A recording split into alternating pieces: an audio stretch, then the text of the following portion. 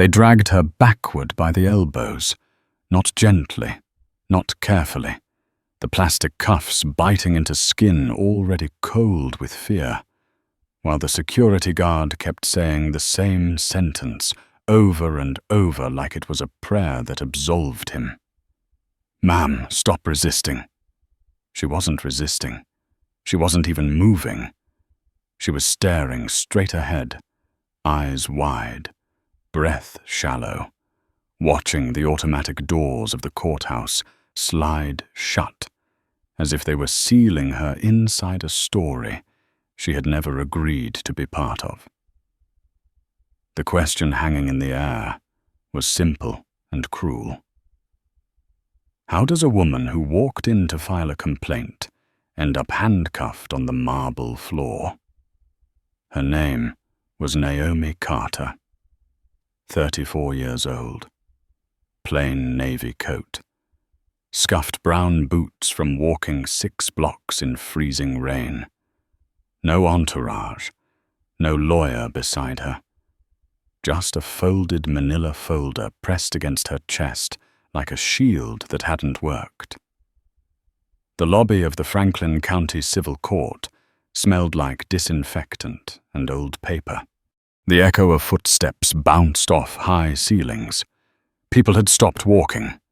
A clerk froze mid-sentence behind the reception desk, her mouth still open.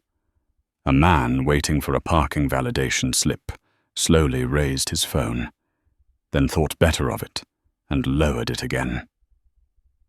Deputy Harris tightened his grip. His jaw was set, his eyes fixed somewhere above Naomi's head, as if looking directly at her might crack the story he'd already decided was true. "You were warned," he said. His voice wasn't angry. It was tired.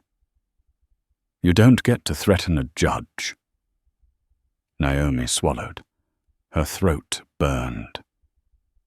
"I didn't threaten anyone. I asked a question." Her voice came out steadier than she felt. She could hear her own heart beat. Fast, loud, like it wanted witnesses.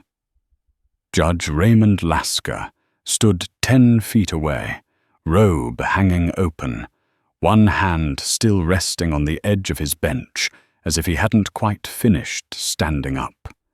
His face was flushed, not with rage, but with something sharper. Offense, the kind that didn't need facts to survive. "She stated she would expose this court," he said, pointing, his finger trembling slightly. "That's intimidation." Naomi turned her head just enough to look at him, not defiant, not pleading, just looking. Her eyes were dark, focused, and painfully calm. "I said the record would speak for itself," she replied. Those were my exact words. The silence that followed was thick, uncomfortable, the kind of silence that made people shift their weight and avoid eye contact.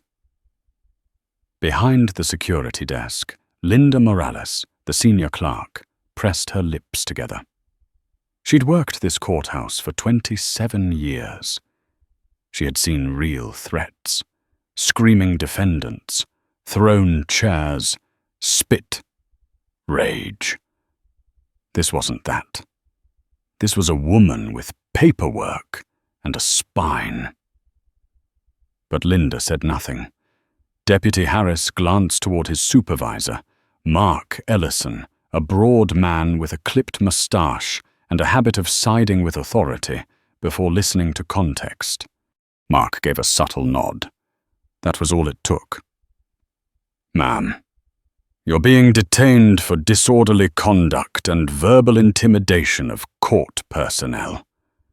The words landed like a sentence already decided. Naomi felt the cuffs tighten as Harris adjusted them, the click loud enough to echo. She winced despite herself. Her wrists were small. The plastic didn't care.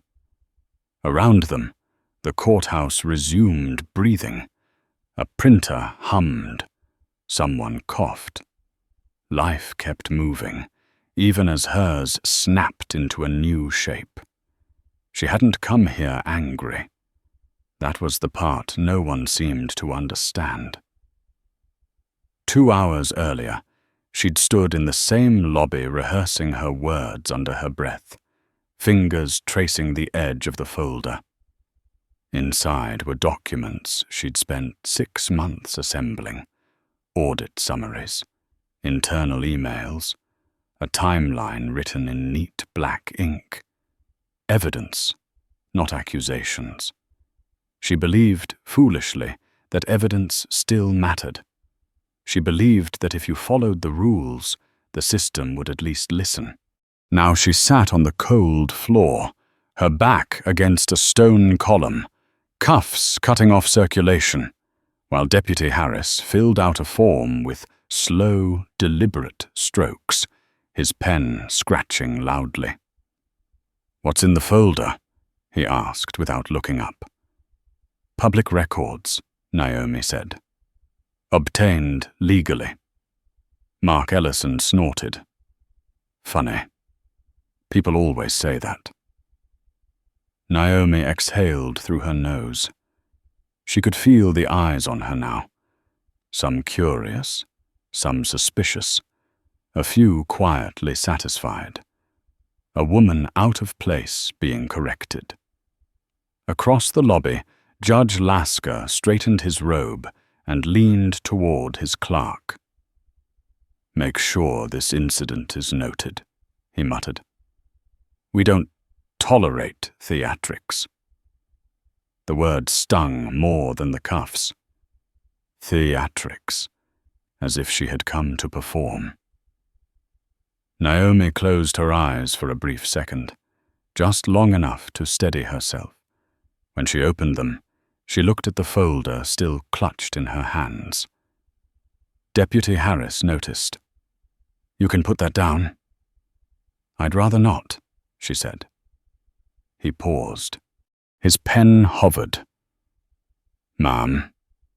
"This folder," Naomi continued quietly, "is the only reason I'm here, and it doesn't belong to you." Something flickered in Harris's expression. Annoyance, maybe. Or doubt. He shook it off. "You don't get to make demands right now." Naomi nodded once. "I know." That was the moment that unsettled him. Not her words, her acceptance. Mark Ellison stepped closer. He smelled faintly of coffee and aftershave. "Let me be very clear," he said, lowering his voice like this was advice. "You don't walk into a courthouse and accuse sitting judges of misconduct. That's not how things work." Naomi looked up at him. Really looked. At the creases around his eyes, the badge polished to a dull shine. The confidence of a man who had never been on the other side of those cuffs. "I didn't accuse," she said. "I filed." Linda Morales shifted behind the desk. Her fingers hovered over the keyboard. She cleared her throat softly. "Mark, her appointment was scheduled." Mark didn't turn. "Not now, Linda."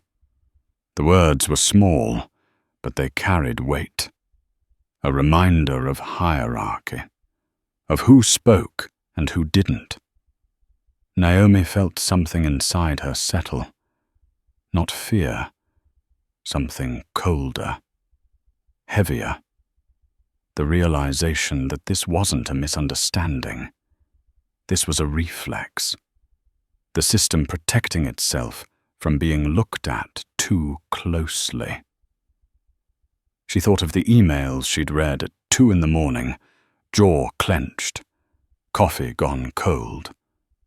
Thought of the families named in those files, the money that had vanished, the signatures that kept appearing at the bottom of decisions that ruined lives quietly, legally.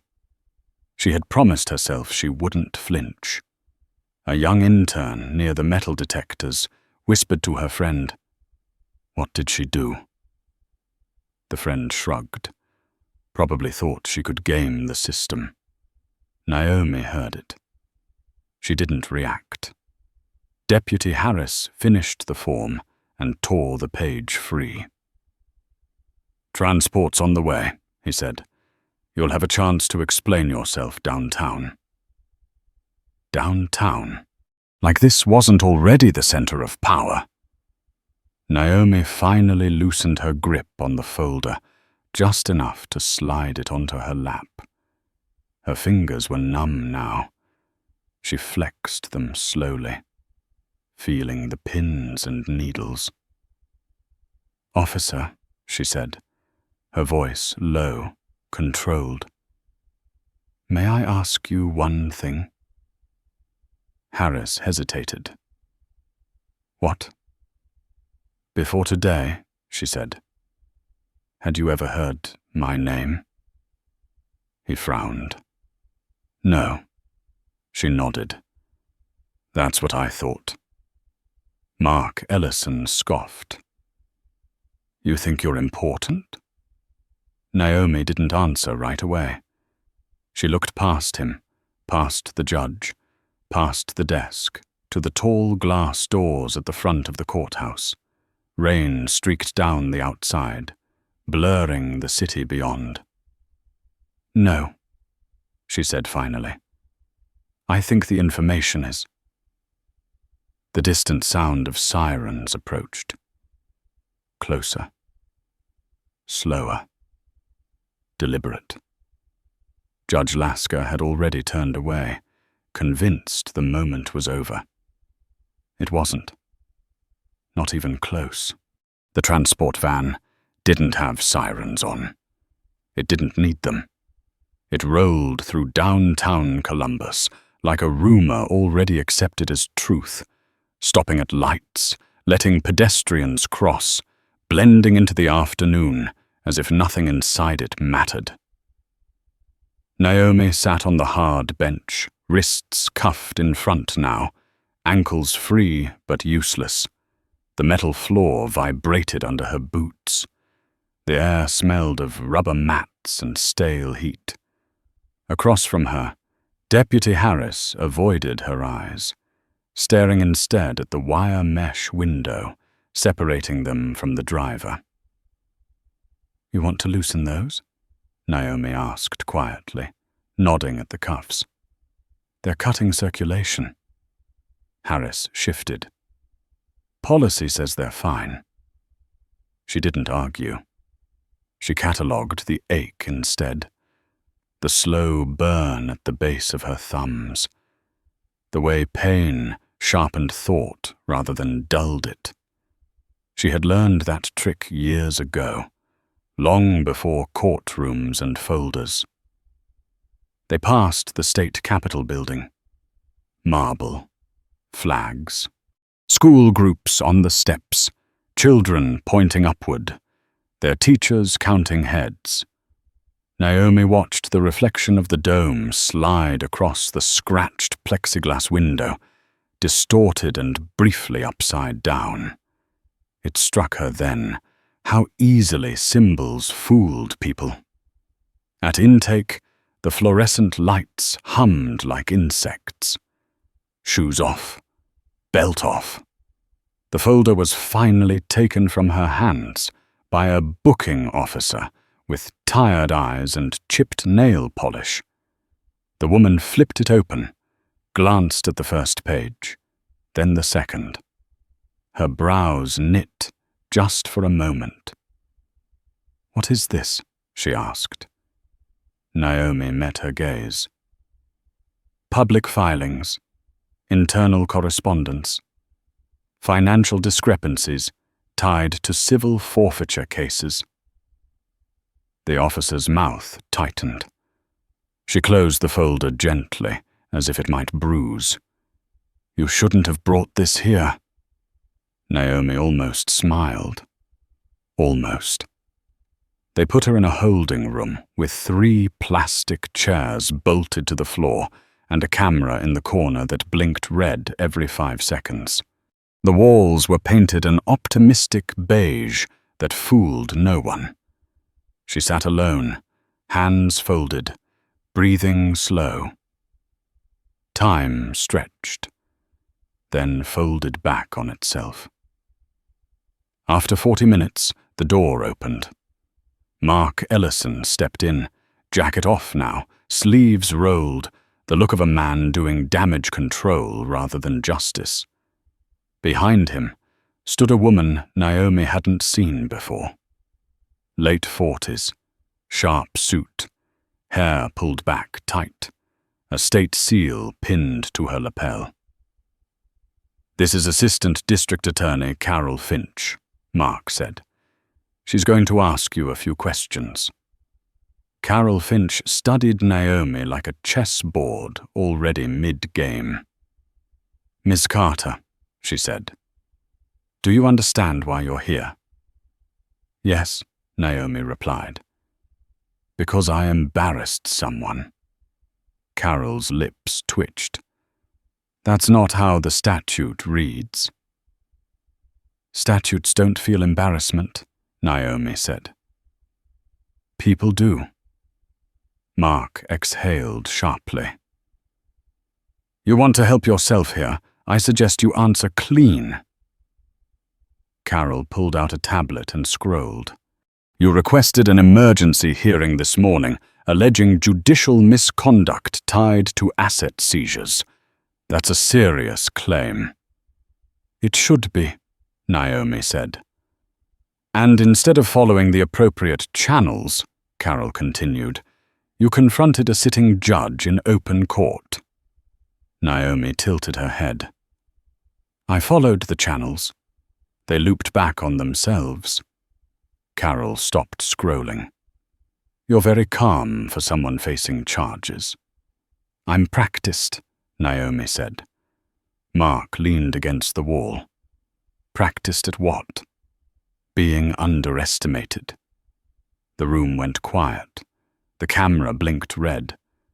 Carol studied her more closely now. "Who put you up to this?" Naomi shook her head. "No one. You don't work for an advocacy group, no firm, no non-profit, no whistleblower protection filing. You walk in alone with documents that could get people indicted and expect courtesy." "I expected process," Naomi said. "Courtesy is optional." Mark laughed without humor. "You think this makes you brave?" "No," Naomi replied. "I think it makes me inconvenient." Carol set the tablet down. "You understand that making unsubstantiated claims against a judge carries consequences." "They're substantiated," Naomi said, "and the consequences are why they haven't been addressed." Mark pushed off the wall. "You're digging yourself deeper." Naomi met his stare. "You're already standing in the hole." Carol raised a hand. "Enough." She turned back to Naomi. "Let's talk specifics. The emails you referenced. Who sent them?" Naomi leaned back slightly, testing the chain between her cuffs. "I'll answer that when my attorney is present." Mark scoffed. "You don't have an attorney?" Naomi looked at Carol. "Not in this room." Carol held her gaze for a long beat. Something unreadable passed through her eyes. "You're being charged with disorderly conduct and making a threat against a judicial officer. Those are not small things. They're not accurate either." Mark checked his watch. "We can hold her." Carol nodded slowly. "Yes, we can." She stood, smoothing her jacket. "Ms. Carter, you might consider whether this is the hill you want to bleed on." Naomi watched her walk to the door. "I didn't pick the hill," she said. "I picked the truth." The door closed. The camera blinked. They left her there. Hours blurred. Hunger came and went. Her wrists throbbed. At some point, someone slid a paper cup of water through the slot. She drank it carefully, like it mattered. Then the door opened again. Different energy this time. 2 uniformed officers stood aside as a man stepped in, wearing a tailored charcoal suit that didn't belong to the building. Early 50s, silver at the temples. Calm eyes, the kind of calm that didn't ask permission. Mark Ellison followed him in, visibly irritated. "This is highly irregular," Mark said. "Visitation hours—" "I'm aware," the man replied, voice low, even. "This won't take long." He looked at Naomi. Really looked. The room seemed to shrink around that gaze. Naomi felt her pulse spike. Not fear. Recognition. The sense of gravity shifting. The man offered a faint nod. "Ms. Carter." She straightened. "Do I know you?" He smiled slightly. "Not yet." Mark crossed his arms. "Who exactly are you?" The man didn't look at him. Someone who just received a very interesting call from a courthouse clerk who decided to forward an email she wasn't supposed to see. Naomi's breath caught. Just for a fraction of a second. The man's eyes flicked to the cuffs. Something darkened there. "I'm told you asked a question today that made people nervous." "I asked several," Naomi said carefully. "Good," he replied. "Questions are expensive these days. That usually means they're worth something." Mark stepped forward. "Sir, this is an active holding." The man finally turned to him. His gaze was steady, unblinking. "Deputy Ellison," he said, reading the name tag. "I suggest you leave us alone for 5 minutes." Mark bristled. "You don't have that authority." The man reached into his jacket and placed a business card on the table between them. Plain, heavy stock. Just a name and a phone number. Mark glanced at it, his face drained of color. He swallowed. "I'll check with my supervisor." The door closed behind him quickly. The man pulled out a chair and sat, folding his hands. "You've caused a mess." Naomi nodded. That was inevitable. He studied her, like an equation still solving itself. "You know what happens next if I do nothing?" "Yes." "And you did this anyway?" "Yes." A pause. Thick, charged. Finally he spoke. "You didn't come here to win. You came here to force movement." Naomi met his eyes. Stagnant systems rot. A slow smile. "You're going to make a lot of enemies." "I already have." The camera blinked red. The man leaned back slightly. Careful, composed. "Then let's see who else is watching." Outside the holding room, phones were already vibrating. Somewhere above them, a sealed inbox had just been opened by the wrong person, and the story that began with cuffs and silence was starting to make noise. The holding room emptied without ceremony. The man in the charcoal suit left first, his presence lingering like pressure in the air, even after the door shut. Naomi remained seated, cuffs still on, pulse still elevated, mind racing several moves ahead of where anyone else thought she was. 10 minutes passed, then 20. The red light on the camera blinked, steady and indifferent. Naomi counted the blinks without meaning to. 5 seconds each. She wondered who else was counting now.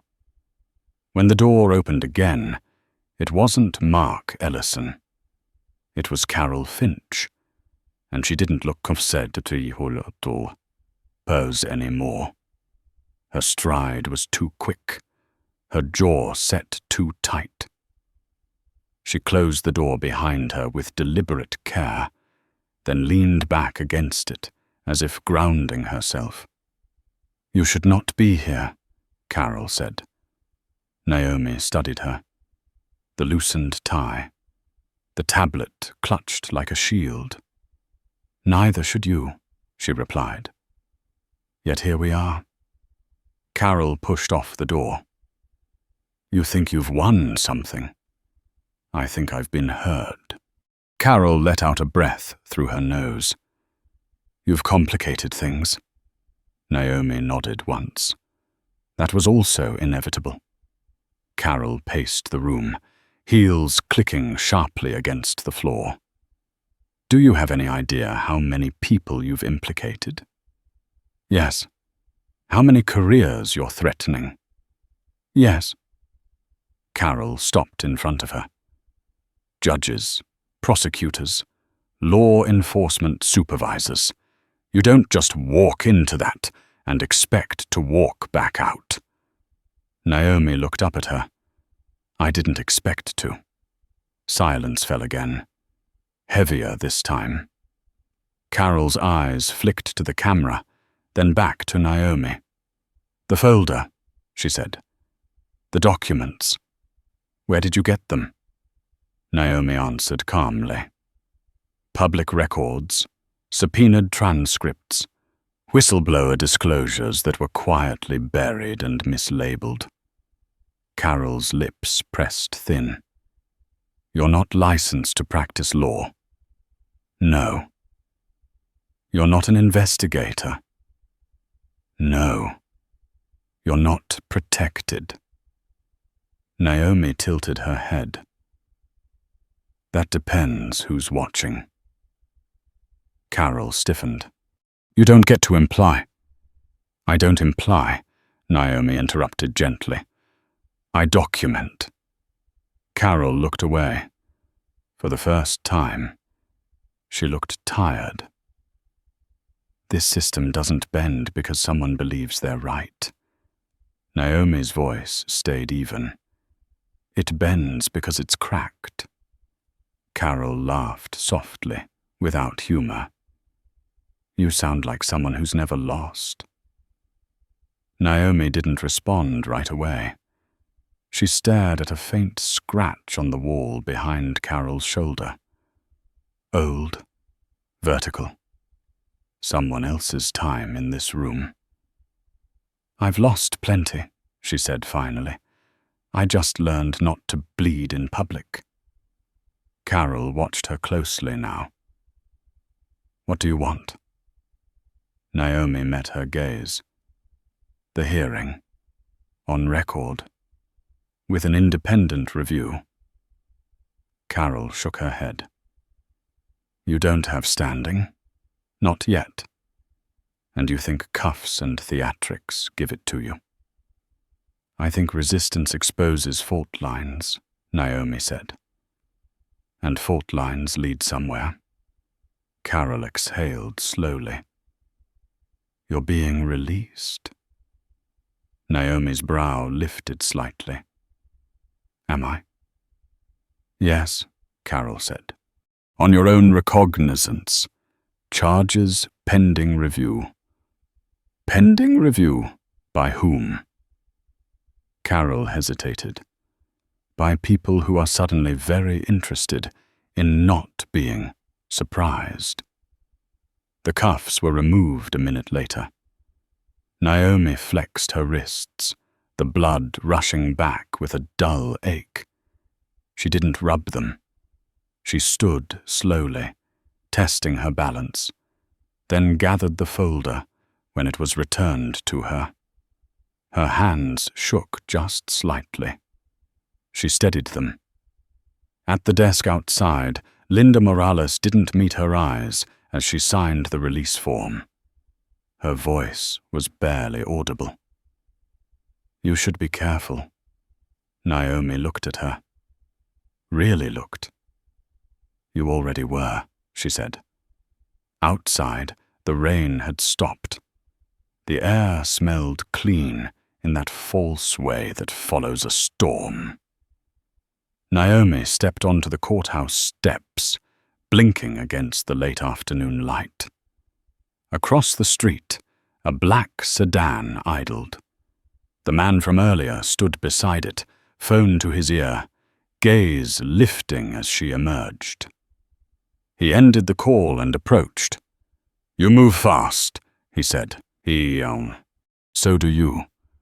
He smiled faintly. "They're scrambling." "Good." They walked a few steps away from the building.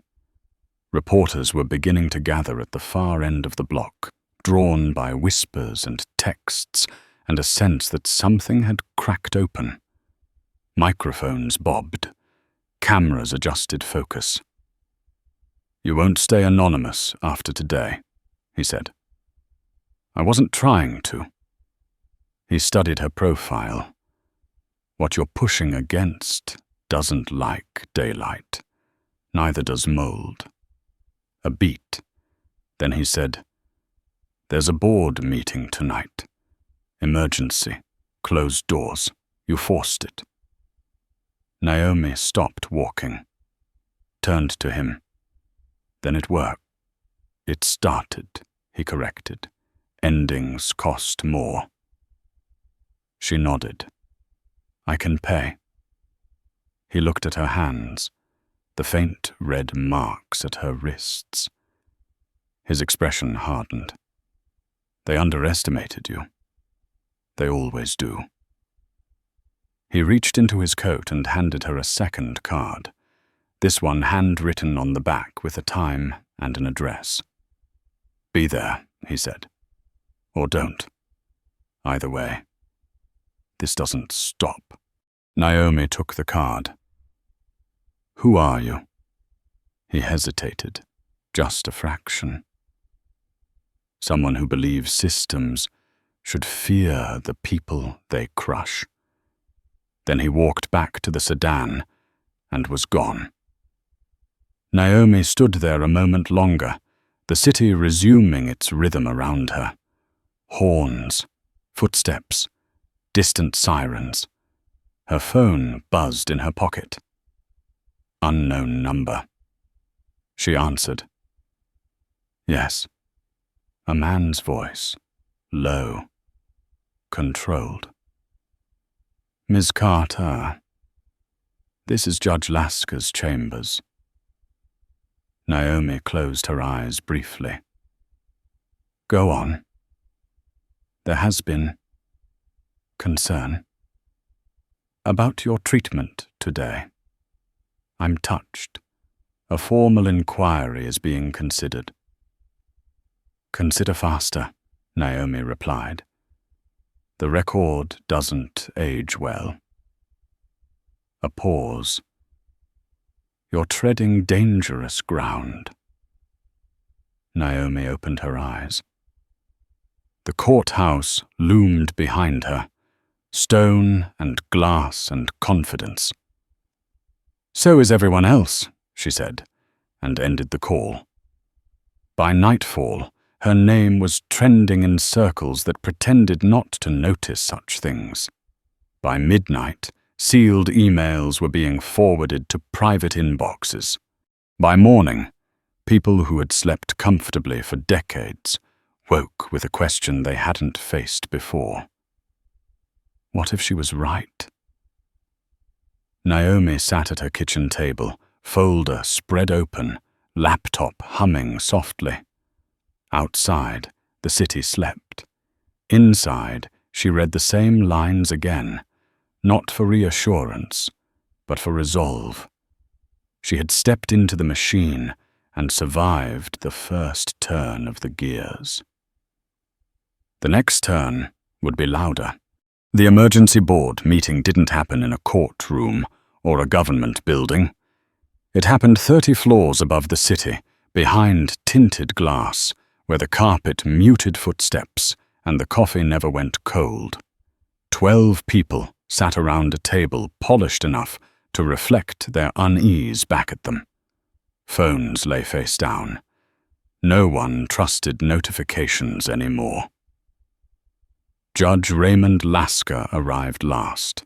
His robe was gone, replaced by a tailored grey suit that fit too well for a man pretending this was routine. He took his seat without greeting anyone, jaw tight, eyes scanning the room as if counting exits. "This is being blown out of proportion," he said before anyone else spoke. One agitator with a folder and a flair for dramatics. Across from him, Evelyn Moore folded her hands. Former federal judge. Retired. Brought in precisely because she was supposed to be untouchable. Agitators don't usually walk in with 6 months of documentation, she said evenly. Or leave in cuffs. In. A murmur rippled around the table. Lasker bristled. That was a procedural misunderstanding. Misunderstandings don't generate internal memos at midnight, Evelyn replied. She tapped her tablet, projecting a series of timestamps onto the wall. Nor do they prompt 3 clerks to forward emails they were instructed to delete. At the far end, Mark Ellison shifted in his chair. Sweat darkened the collar of his shirt. He hadn't slept. He kept seeing Naomi's eyes. Not angry. Certain. This woman knew where to apply pressure, Mark said. She knew who would overreact. Lasker turned on him. Are you suggesting my reaction was improper? I'm suggesting, Mark said carefully, that she expected it. Silence settled. Heavy. Unforgiving. Evelyn broke it. The question isn't why she did this. The question is who benefits if we pretend she's wrong. Phones began to buzz. No one answered them. Across town, Naomi sat on the edge of her bed, shoes still on, jacket draped over a chair. The apartment was quiet except for the hum of her laptop fan. The address on the card lay beside her keyboard, stared at, but not yet acted upon.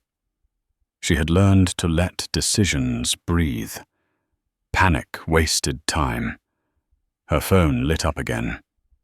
This time, she recognized the number. You're making waves, said the man from the sedan. His voice was calm, almost pleased. I didn't bring water, Naomi replied. I brought a crack. He chuckled softly. They're circling. You should expect offers. Threats, too. Yes, he agreed. Those usually come first. As if summoned, her buzzer sounded, sharp, insistent. Naomi froze for half a second, then moved. She checked the peephole. 2 men, plain clothes, badges visible. State investigators. She opened the door. Ms. Carter, one said, older, greyer, eyes that had seen enough to be bored by power. We'd like to ask you a few questions. She stepped aside. You're late. They sat at her small kitchen table. The younger one scanned the room, cataloguing books, notes, the absence of anything flashy. The older investigator leaned forward. You know you've put yourself at risk. Naomi poured water into 3 glasses. Her hands were steady. I've been at risk for a long time." He watched her carefully. "Who's backing you?" "No one," she said. "That's the problem." He frowned. "People like you don't get this far alone." Naomi met his gaze. "People like me usually don't get this far at all." The younger investigator spoke up. "We've reviewed some of what you submitted. Off the record. And if it's accurate," he said, "it's not just misconduct. It's systemic." Naomi sat. "That's why I didn't whisper." The older man nodded slowly. "There's going to be an inquiry. Independent. Quiet at first. Quiet protects the guilty," Naomi replied. "It also keeps witnesses alive," he said. She held his stare, then nodded. "Then let it be quiet. But let it be real." He stood. "You should consider counsel." "I am."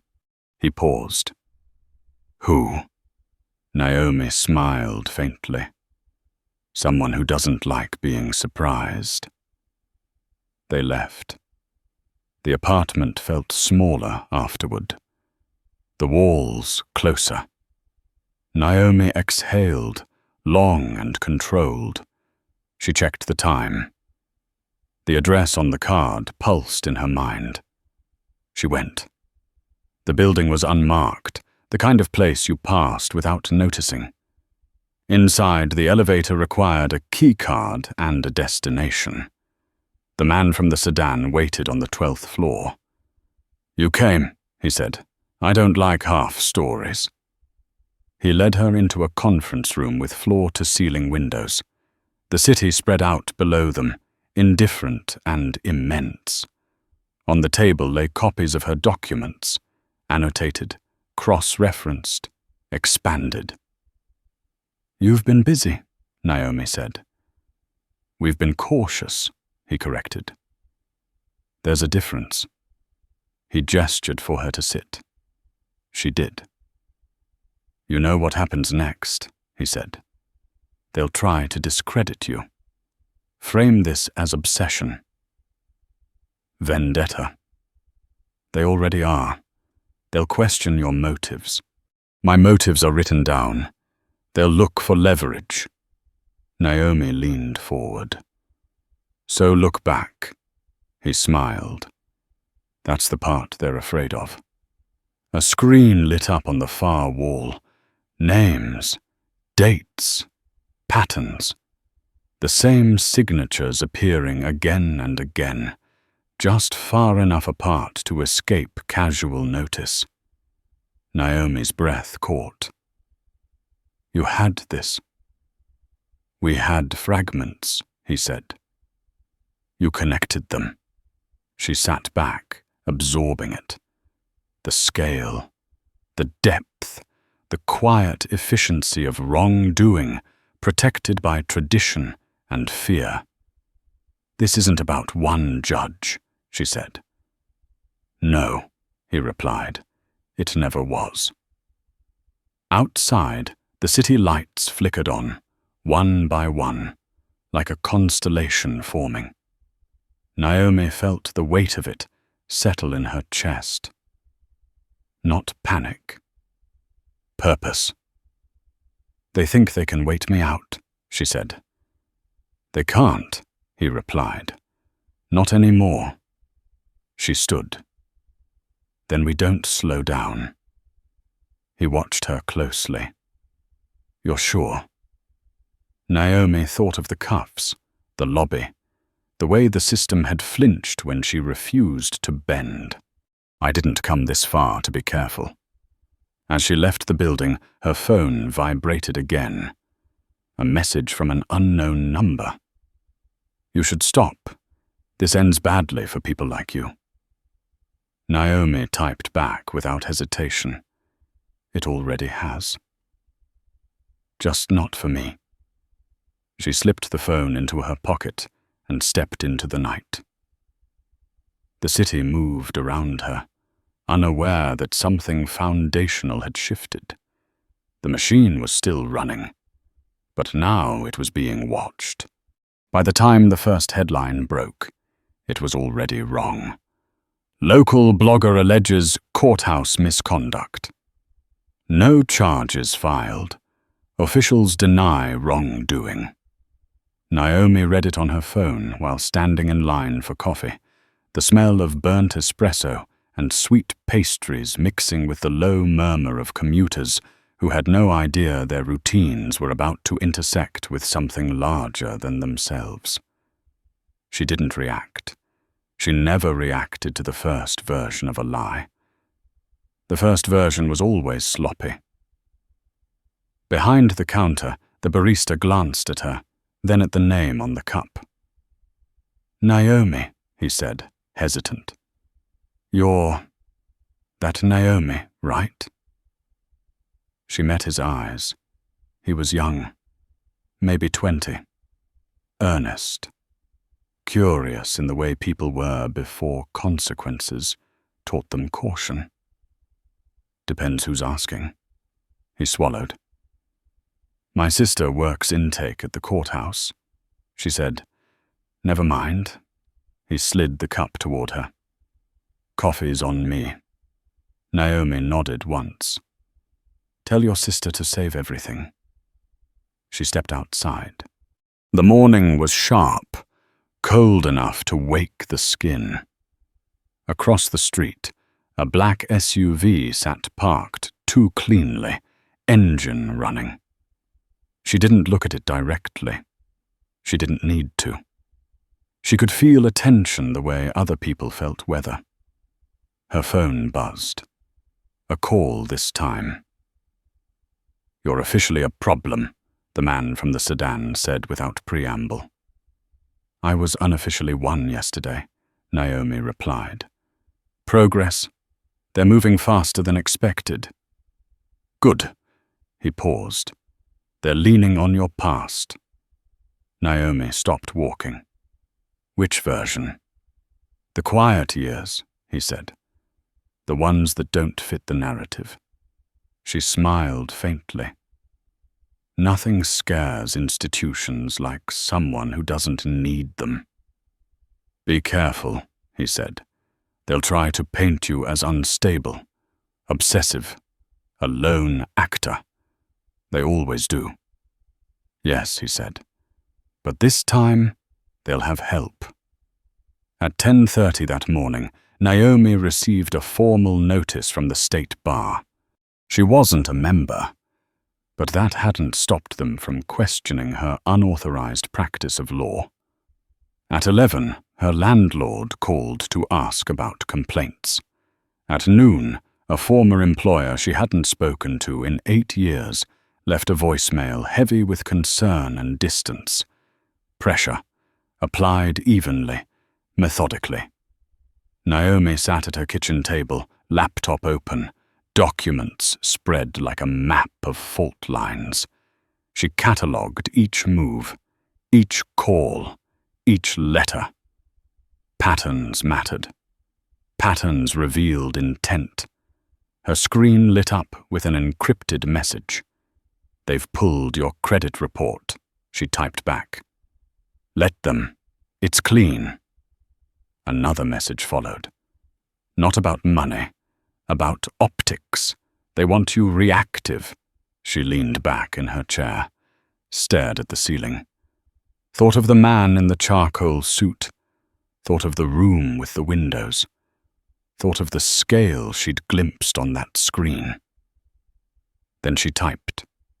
"Then we don't react." Across the city, in an office that smelled faintly of leather and citrus polish, Judge Lasker slammed his palm against his desk. "This is spiraling," he snapped. "She's not backing down." A senior advisor leaned forward. "With respect, she doesn't have to. The noise will drown her out." Lasker laughed, sharp and brittle. "Noise is how she got in." Another voice joined in, calm, measured. You're focused on her. You should be focused on who's letting her through. Lasker turned. We've been through this. There is no one. The advisor didn't blink. Then why are sealed records being requested by 3 separate oversight committees? Silence. At 3 in the afternoon, Naomi's phone rang again. Different number. Unknown, but the silence on the line told her enough. Yes, she said. Ms. Carter, a man's voice said. Polished, corporate. This is Daniel Hargreave, counsel for the Franklin Judicial Council. We'd like to meet. Naomi didn't respond right away. She stood, walked to the window, watched a delivery truck double park and block traffic while drivers leaned on their horns. About what? She asked. A resolution, he said. She smiled. Resolutions come after acknowledgement. A pause. We're prepared to discuss your concerns. My concerns are documented. We believe there may be a path forward that avoids unnecessary escalation. Naomi turned back to the table, to the papers, to the truth written in black ink. Escalation is what happens when pressure meets resistance, she said. I'm not escalating. I'm standing. Another pause. Longer this time. Tomorrow morning, he said. My office. 9. I'll be there, Naomi replied. With witnesses. The line went dead. She exhaled slowly. The coffee from earlier sat untouched on the counter, cold now. She poured it out without regret. That evening, as the city darkened and windows lit up one by one, Naomi sat in the back seat of the same black sedan from the courthouse, this time by choice. The man in the front seat drove without speaking. The city reflected across the windshield like a moving mosaic. You're about to be offered something, he said finally. Money, Naomi said. Silence. Maybe both. Yes. She looked out the window. They don't understand. No, he agreed. They think this is about winning. And it isn't. It's about exposure, he said. And once something's exposed, it can't be unseen. The car stopped at a light. A bus passed. Inside, people laughed, argued, stared at their phones. Lives unfolding without awareness of the machinery behind them. You know, he said, most people who get this close blink. Naomi turned to him. Most people weren't already invisible. He studied her in the rear-view mirror. You're not invisible anymore. No, she said. I'm unavoidable. The light changed. The car moved. At home, Naomi sat down and opened a new file on her laptop. She titled it simply, Sequence. She began to type, laying out the next steps. Not emotional, not impulsive, precise. At 9:15 that night, her phone buzzed with a notification. A push alert from a national outlet this time. Leaked memo suggests internal review of Franklin County Judiciary. Naomi closed her eyes for a moment. Not relief. Confirmation. She opened them and kept typing. Tomorrow, they would try to contain her, to frame her as a problem to be solved. They would speak softly, offer compromises, appeal to reason. They still thought this was a negotiation. They were wrong, because Naomi Carter had never come to bargain. She had come to turn the lights on. The conference room at Hargreave and Sloane overlooked the river, all glass and confidence, designed to remind visitors who usually won. Naomi arrived 5 minutes early, coat folded over her arm, folder in hand, expression neutral. She counted the chairs. 6. Water poured, pens aligned, a box of pastries untouched. The room smelled like money trying to be polite. Daniel Hargreave entered with a practiced smile that didn't reach his eyes. Mid-50s, perfect posture, a man who never rushed because other people did it for him. 2 associates followed, younger, hungry, eyes darting to Naomi's hands, her bag, the folder. They took their seats without introducing themselves. "Ms. Carter," Daniel said, extending a hand. "Thank you for coming." She shook it once. Firm. Brief. "You asked for witnesses," she said, nodding toward the empty chairs. Daniel waved a dismissive hand. "That won't be necessary." Naomi sat. "Then this won't be productive." Daniel's smile thinned. He gestured. A door opened. Carol Finch stepped in, face composed, jaw set. She didn't look at Naomi at first. "You're late," Naomi said. Carol met her eyes. "You're early." They sat opposite each other. The air tightened. Daniel cleared his throat. "We're here to discuss an off-ramp, something that spares everyone unnecessary exposure." Naomi rested her palms on the table. "Exposure is necessary." Daniel leaned forward. "Let's be practical. You've raised concerns. They're being reviewed." Quietly. "There will be changes.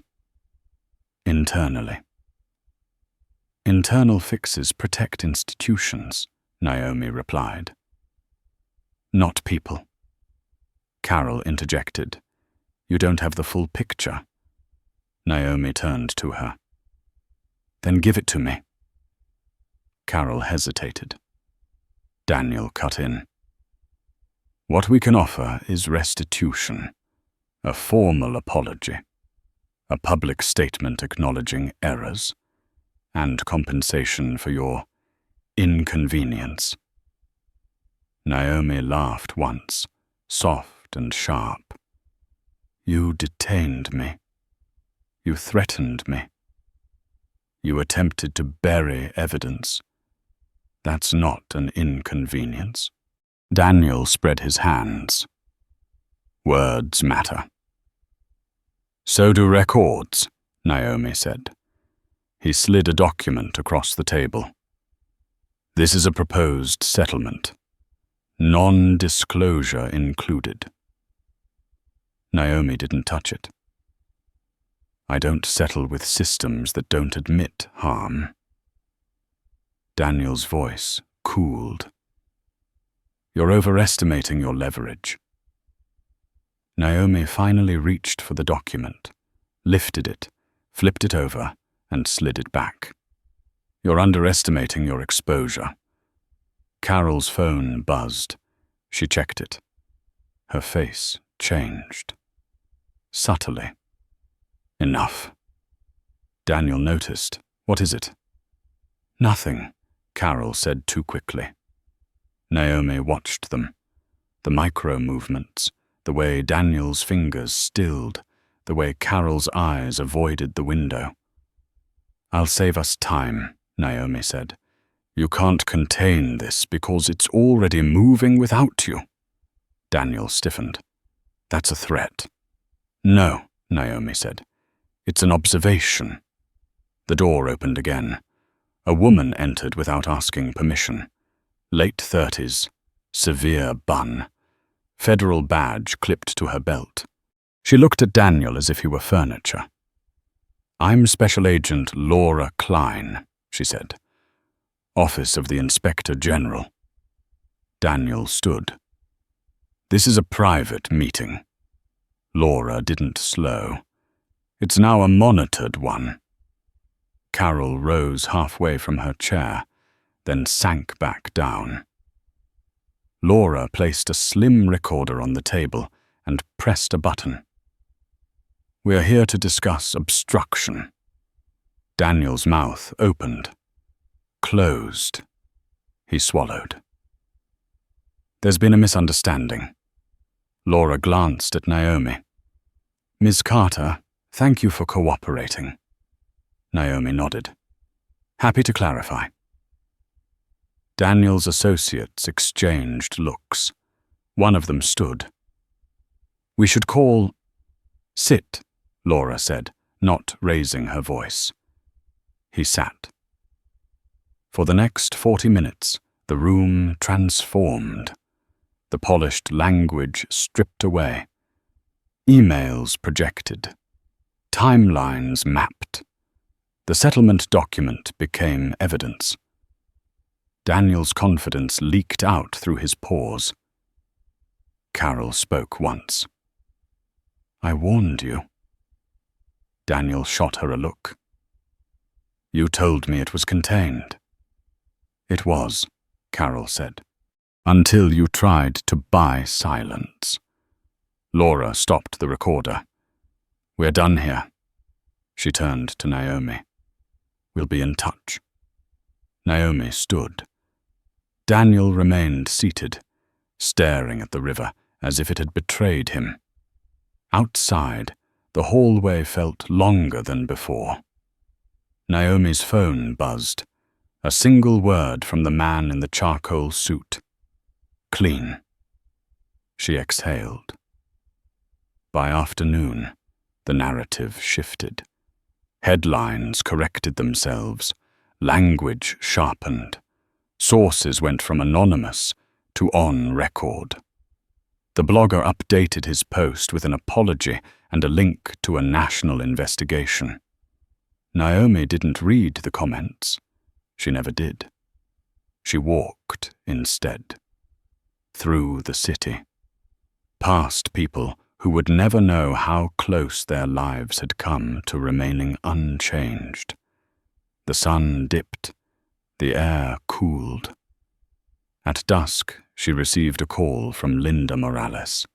The clerk's voice trembled. "They searched my desk." Naomi stopped. "Did they take anything?" "No," Linda said, "but they asked questions." "Good," Naomi replied. "Tell the truth. It's lighter than fear." Linda breathed out. "I'm scared." "I know," Naomi said. "You won't be alone." That night, Naomi returned home to find her door ajar. She froze, heart thudding, then moved slowly, deliberately. The apartment was intact. Nothing missing. Nothing broken. On the kitchen table lay a single envelope. No return address. Inside, a printed photo of her at the courthouse steps. Time stamped. Beneath it, a note. "You're not untouchable." Naomi folded the note and placed it back in the envelope. Her hands didn't shake. She sat at her laptop and opened Sequence. Added a new line. Intimidation attempt documented. She attached the photo. Tagged the time. Her phone buzzed again. The man from the sedan. "They're scared," he said. "They should be," Naomi replied. "You've crossed a line." "No," she said. "I erased one." There was a pause. Then quieter. "Be careful tonight." Naomi looked at the door. Locked it, checked the windows. Careful is relative. She lay down without sleeping, listening to the building settle, to pipes clicking, to distant sirens threading the dark. The city didn't know her name yet, not fully. Soon. And when it did, the story would no longer be about one woman in cuffs. It would be about the cost of silence and the price of trying to buy it. The first arrest didn't make the evening news. It happened quietly, at 6:12 in the morning, when a senior procurement officer tried to leave his townhouse and found 2 agents waiting by the curb, polite, patient, already holding the warrant. By the time his neighbors woke, the street was empty again, as if nothing had happened. Naomi learned about it from a single-line message. Initial breach confirmed. She was already awake. Sleep had become a shallow thing, more habit than rest. She sat at the kitchen table, coffee untouched, watching the city lighten from slate to grey. Her phone buzzed again, then again, the rhythm accelerating. Another line appeared. Second subject cooperating. Naomi closed her eyes. Not relief. Momentum. Across town, Judge Lasker stood in his kitchen staring at the wall clock, its ticking suddenly loud enough to feel personal. He hadn't slept.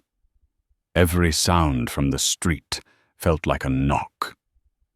His phone lay face down on the counter. He didn't need to see it to know what it contained.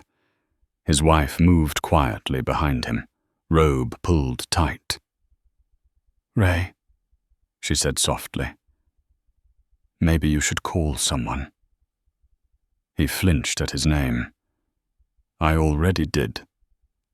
And they're not answering." She hesitated. "What did you do?" Lasker didn't respond. He watched the second hand sweep past 12, then 13, then 14. He thought of the woman in the lobby, the calm in her eyes, the way the room had shifted without his permission. He had always believed authority was a shield. He was learning it was a spotlight. By mid-morning, the courthouse buzzed with an unfamiliar tension. Clerks whispered. Deputies avoided eye contact. A memo circulated instructing staff to preserve all records, electronic and physical, effective immediately. No deletions, no edits, no exceptions. Linda Morales sat at her desk, hands folded, breathing slowly. When the investigator approached, she stood without being asked. "I've been expecting you," she said. He nodded. "We'll start with your emails." "Good," Linda replied. "There are things you should see." At 10:45, Naomi received an invitation she hadn't requested. A panel discussion, emergency ethics forum, national broadcast. She stared at the subject line, then forwarded it without comment. The man in the charcoal suit called seconds later. "They're trying to reframe you. Of course they are. They want you on stage," he said. "Controlled environment, moderated questions, narrative management." Naomi considered it. "If I go, I don't play defense." He smiled, audible in his voice. "I wouldn't expect you to." At noon, the photo from her kitchen table appeared online, leaked with an accompanying caption questioning her credibility. Surveillance, they implied. Instability. Paranoia dressed up as proof. Naomi read it once. Then she opened Sequence and added another timestamp. At 1:15, Special Agent Laura Klein called. They escalated. "So did we," Naomi replied. You're going to be subpoenaed. I assumed. For testimony. Naomi paused. Public? Yes. Naomi looked out the window at the street below, people moving through their day, unaware of the machinery grinding beneath their feet. Then we don't whisper.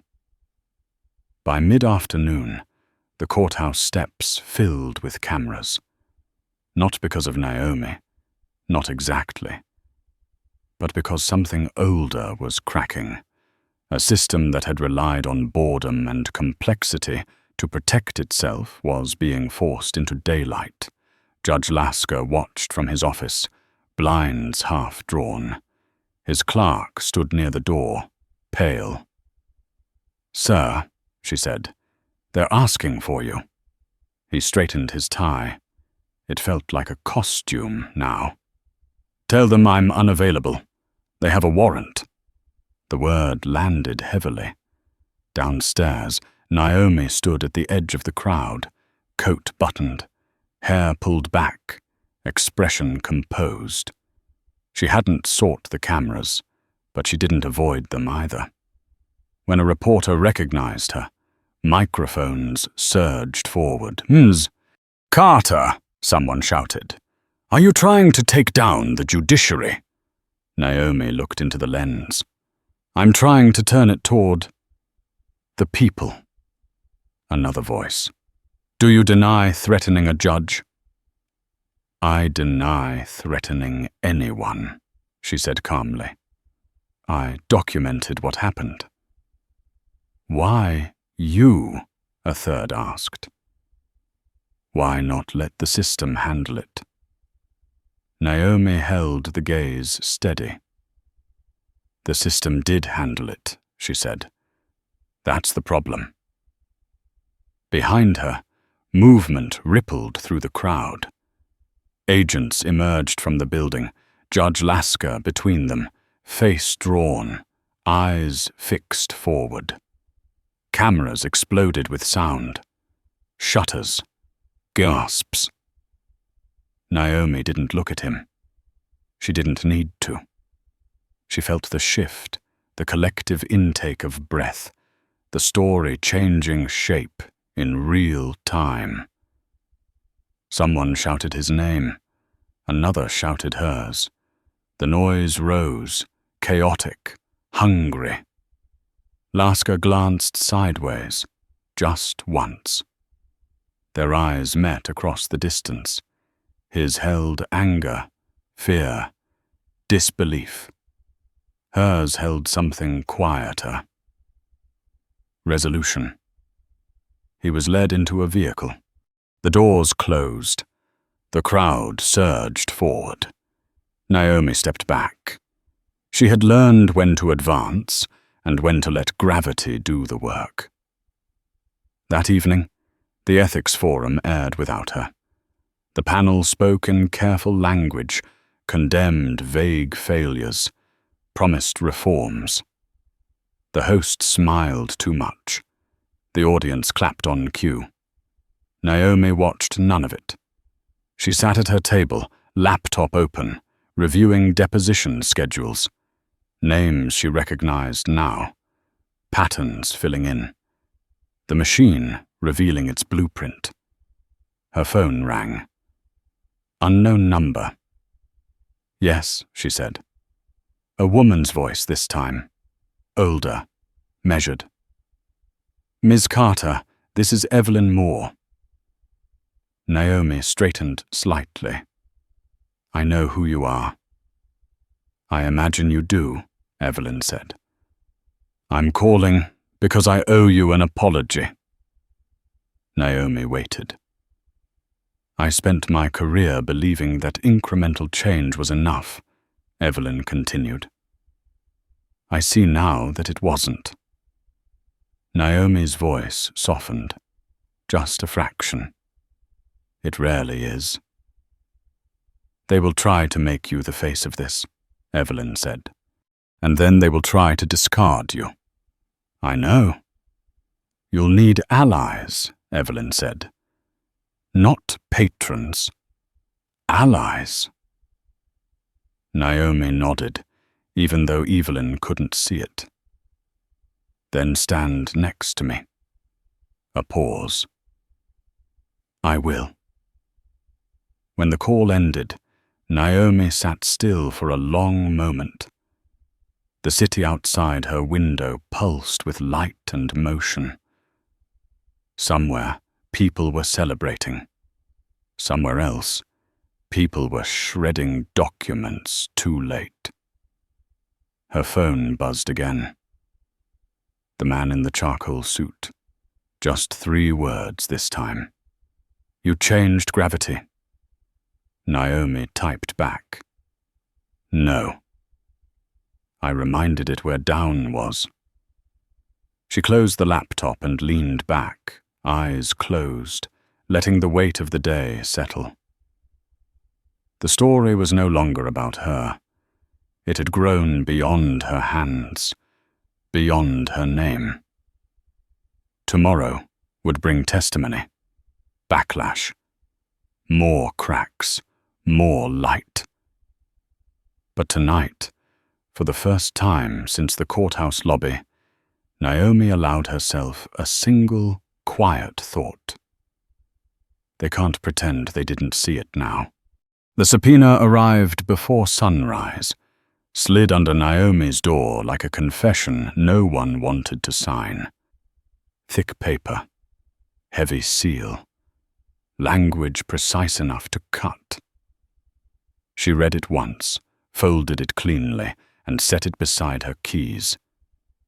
Outside, the city was quiet in that temporary way, the calm before schedules and consequences collided.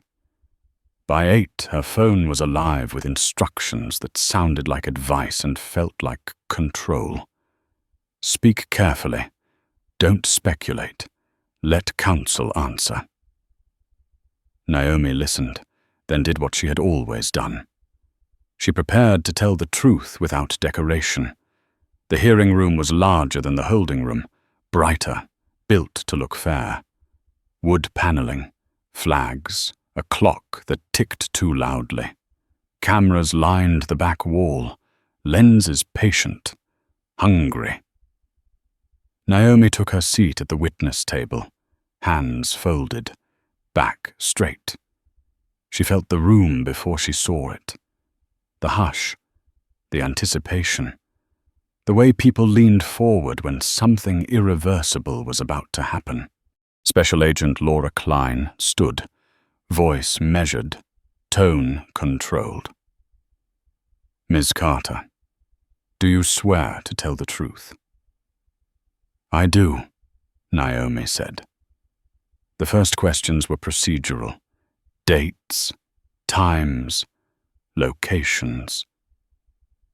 Naomi answered without hesitation, her voice steady, her gaze forward. The rhythm settled, a metronome of facts. The room exhaled, thinking it understood the shape of what was coming. Then the defense began. A man with silver hair and an expensive watch rose, buttoned his jacket, and smiled like a reassurance. Ms. Carter, you've been described as persistent. Yes? Some might say obsessive. Naomi tilted her head.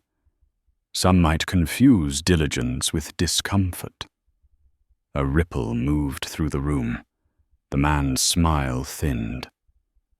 You admit you kept extensive notes, followed patterns, tracked individuals. I documented publicly accessible information, Naomi replied. I tracked outcomes, and you believe that qualifies you to challenge sitting judges. I believe it qualifies the evidence, she said. He leaned in. Isn't it true that you sought attention? Naomi didn't look at him. She looked at the clock. No. Isn't it true you stood to gain notoriety? No. Isn't it true, he pressed, that you escalated a minor incident into a spectacle. Naomi turned to him then, her voice lowered. Being handcuffed for asking a question is not minor. Silence landed. Heavy. Unavoidable. The man cleared his throat. Let's talk about your motives. Naomi's hands remained still. My motive was to stop harm. Personal harm, he said. Public harm, Naomi corrected. Personal harm was collateral. Laura Klein interjected, Counsel, focus. He nodded, irritated. Ms. Carter, do you deny contacting media?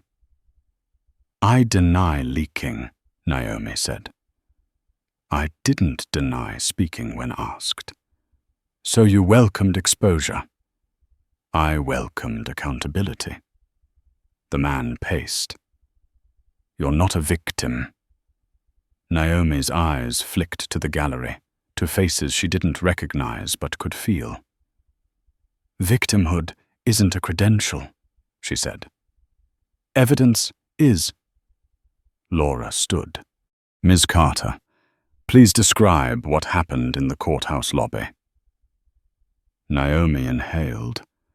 The memory rose, sharp and physical.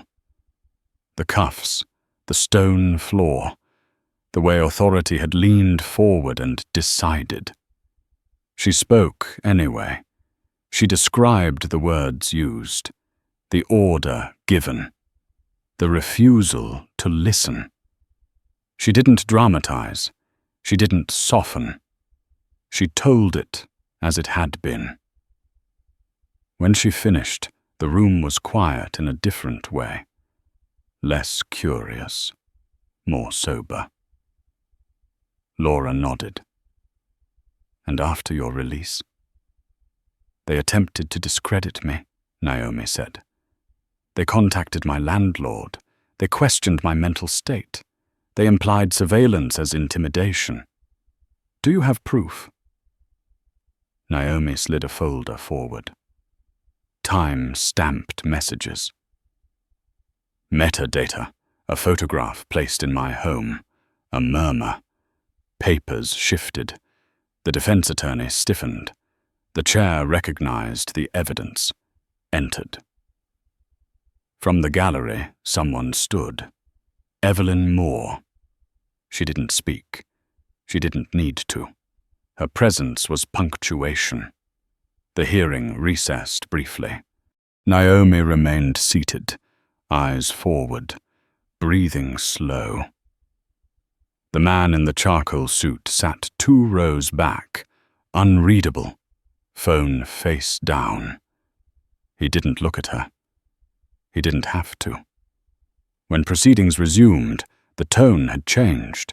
Questions sharpened. Names were spoken aloud. Systems, not symptoms. The clock ticked on, louder now, as if insisting time was a witness too. At 4:47, Laura concluded. No further questions. The defense declined redirect. Naomi stood. The room felt smaller as she left the table, as if something had been removed that had been holding it together. Cameras clicked. Voices rose. She walked through them without answering. Outside, the air was warm. Late afternoon light slanted across the steps, catching dust and truth in equal measure. Reporters surged. Ms. Carter, one called. Do you feel vindicated? Naomi stopped, turned. Vindication isn't the goal, she said. Change is. Are you afraid? She considered it. Of what? Retaliation. Naomi looked back at the building. They already tried that. She descended the steps and didn't look back again. That night, the city spoke. Not in whispers now, in statements, in resignations. A deputy prosecutor stepped down citing health. A clerk came forward with files. A counsel announced an external review with real teeth. The machine, forced into motion, began to grind itself. Naomi sat at her table, shoes off, hair loose, the day finally settling into her bones. She watched updates scroll past without reacting. She had learned that momentum didn't need applause. Her phone rang. Evelyn Moore again. You held the line. So did you. Evelyn paused. They're asking me to chair the review. Naomi smiled faintly. You should accept. I intend to, Evelyn said, with conditions. Good. Another call came through. Laura Klein. We're issuing additional warrants. Naomi nodded, even as exhaustion crept in. Then keep going. When the calls ended, the apartment was quiet. Naomi stood and went to the window. The city glowed.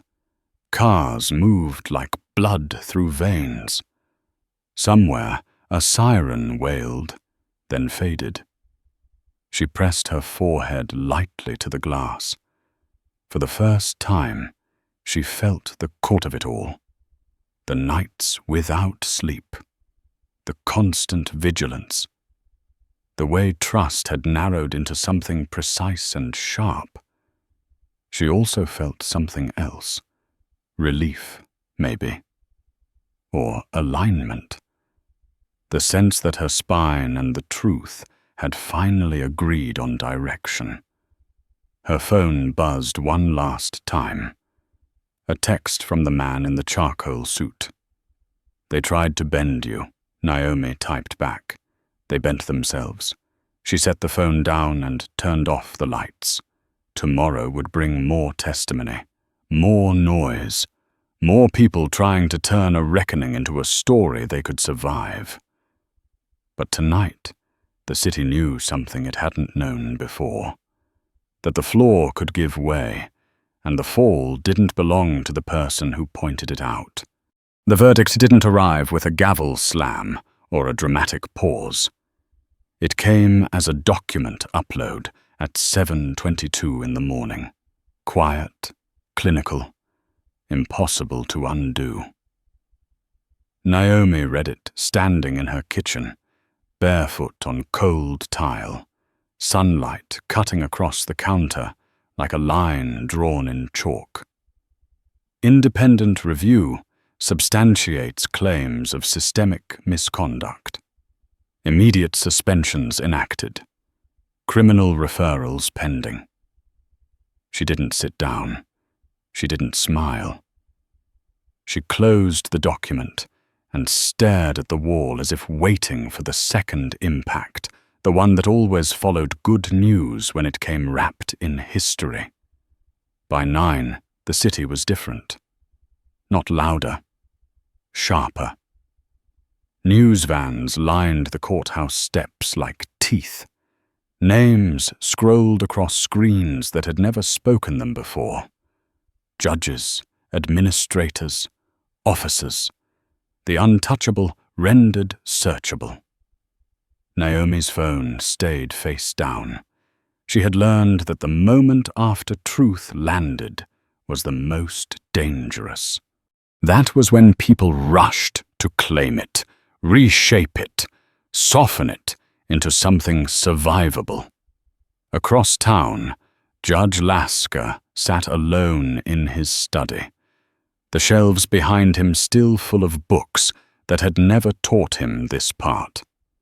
His resignation letter lay on the desk, unsigned. He had rewritten it twice, each version more hollow than the last. Outside, a lawn crew mowed the neighbor's yard, the steady drone mocking his paralysis. His wife stood in the doorway. They called again. He didn't look up. Who? Everyone. He laughed, brittle. Tell them I'm busy learning what accountability feels like. She hesitated. Ray. He finally looked at her. Don't. The letter remained unsigned. It wouldn't matter. He knew that now. At 11, Naomi met Evelyn Moore in a quiet office far from cameras. The older woman looked smaller than she had on the panel, as if shedding proximity to power had cost her mass. They're asking me to lead implementation, Evelyn said. Not just review. Naomi studied her face. And I said yes, Evelyn replied, with conditions that will make me unpopular. Naomi nodded. Good. Evelyn exhaled. You're not wrong about the cost. People are already backing away. Naomi's voice was calm. They always do when the room gets bright. Evelyn watched her. What will you do now? Naomi considered it. Finish. At 1:30, Naomi stood outside the same courthouse where it had begun. The steps were crowded, but she waited at the edge, unannounced. When the microphones found her, she didn't step back. This isn't a victory lap, she said, before anyone could ask. This is a correction. A reporter shouted, Do you feel justice was served? Naomi looked directly at him. Justice isn't a feeling, she said. It's a process. And it only works when people refuse to accept silence as an answer. Another voice. What about forgiveness? Naomi paused. Forgiveness is personal, she said. Accountability is not. She turned and walked away, the cameras following until something else pulled their attention. They always needed motion. By late afternoon, the first indictment dropped, then another. The machine, once forced to move, did not stop gracefully. It lurched. It shed parts. Naomi sat in a borrowed office overlooking the river, her laptop open, sequence filling with green check marks and red flags. Each item resolved revealed 2 more.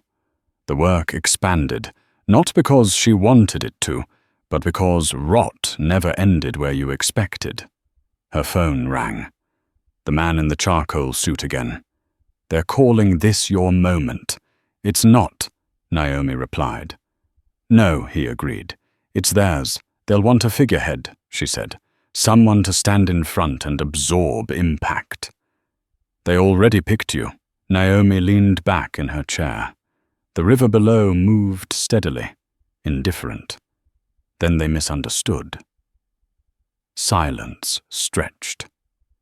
Then he said, You're stepping away. I'm stepping aside, Naomi corrected. There's a difference. He smiled, audible. You really don't want power. I want function, she said. Power confuses people. That evening, Naomi returned home to an apartment that no longer felt watched. The envelope was gone. The locks held. The quiet was earned, not enforced. She cooked for the first time in days. Simple food, warm, real. She ate standing up, reading a memo on her phone about a jurisdiction 2 states over that had requested her documentation. She forwarded it without comment.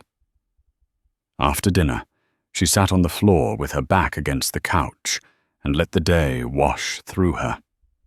Exhaustion settled in layers. She welcomed it. A knock came at the door. She froze, then rose slowly, checking the peephole.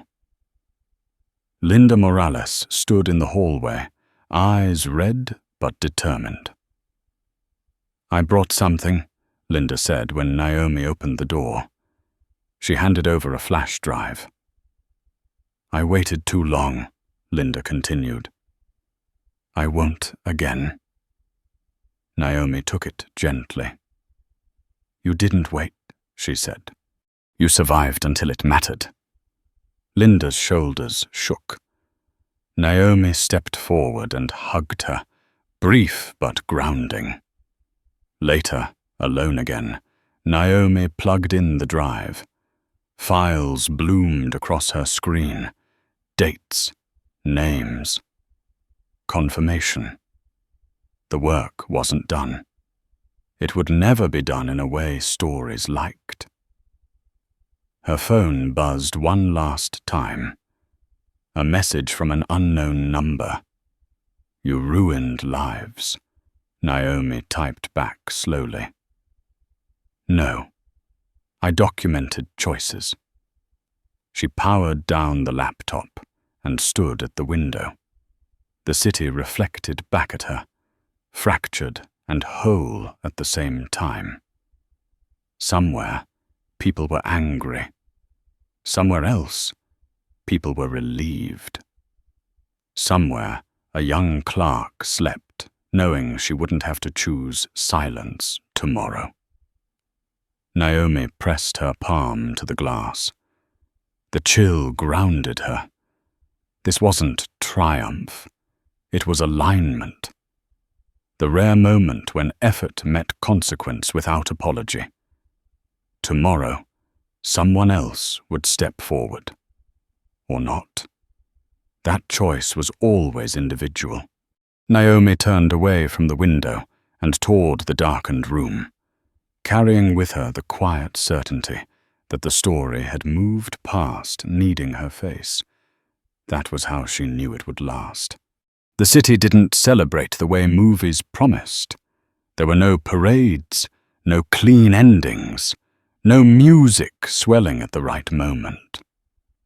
There was only movement, systems adjusting, people recalculating where they stood now that the ground had shifted. Naomi felt it most in the silence. The phone calls slowed. The threats stopped pretending to be warnings. The attention moved on, hunting for the next spectacle. That was how she knew the change was real. Noise fades. Structure remains.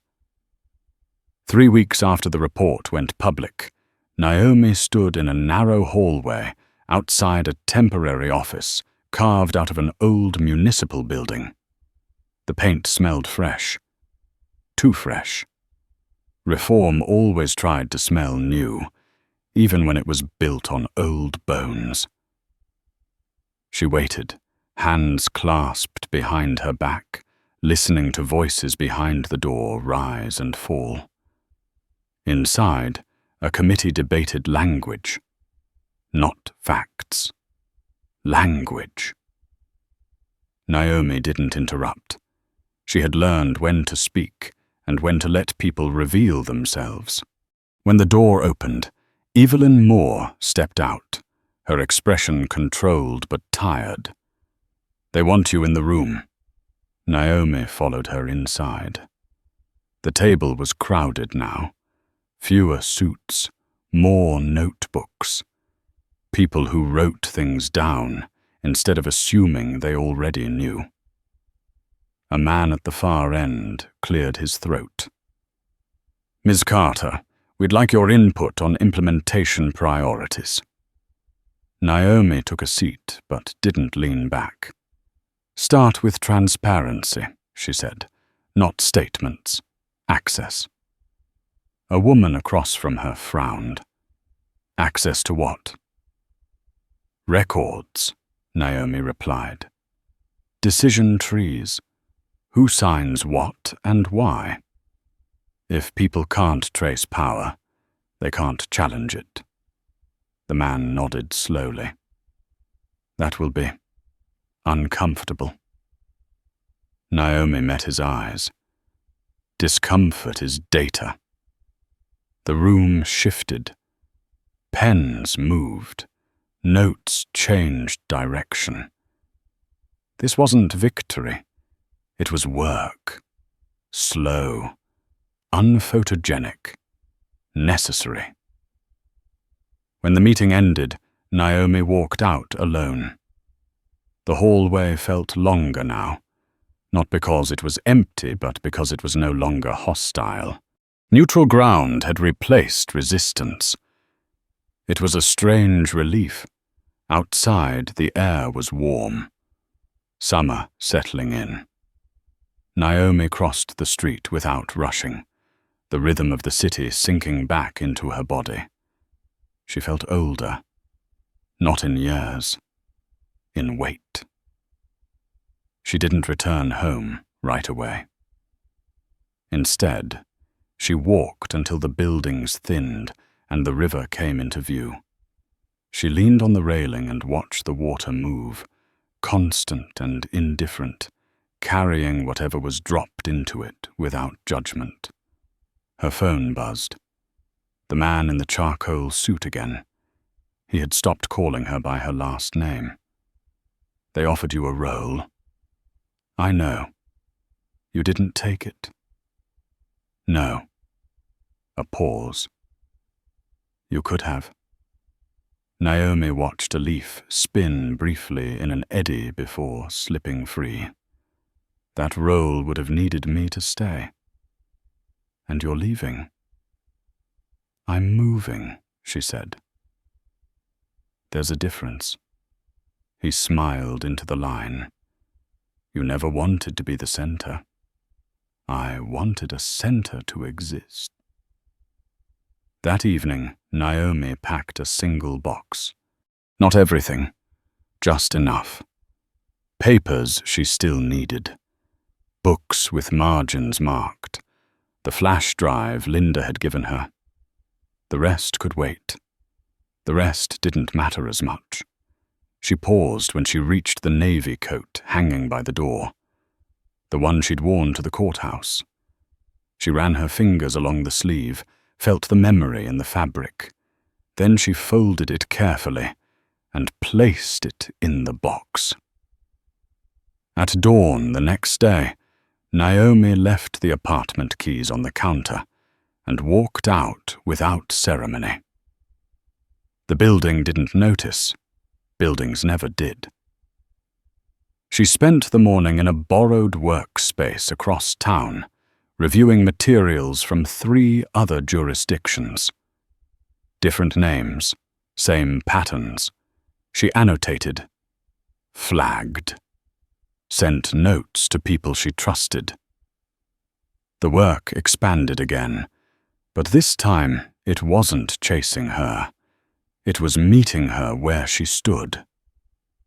By noon, a message came in from a young public defender she'd never met. Thank you for making them listen, Naomi replied with a single line. Keep making noise. In the afternoon, she sat in on a training session for new clerks. She didn't speak at first. She watched faces. Young, alert, nervous. People still forming their idea of how much the system would ask them to bend. When she finally spoke, it was brief. You're not responsible for fixing everything, she said, but you are responsible for not helping it stay broken. No applause, just nods. That was enough. As the sun lowered, Naomi walked through a park where children ran between sprinklers and parents pretended not to worry. Life continued. That had always been the point. She sat on a bench and let the day settle. The anger was gone now. So was the adrenaline. What remained was something quieter. Purpose without urgency. Direction without obsession. Her phone buzzed one last time that evening. A news alert she hadn't asked for. Independent Oversight Board expands nationwide review. Naomi turned the phone face down and watched the sky darken. The work would go on without her name attached to every line. That was the best outcome. She stood and walked toward the streetlights, blending back into the city that had tried to swallow her and failed. The story didn't end with her standing alone under a spotlight. It ended with systems learning that silence was no longer safe. If this story stayed with you, let it move you forward. Support voices that document instead of decorate. Like the story, subscribe for more, and comment, stand for truth.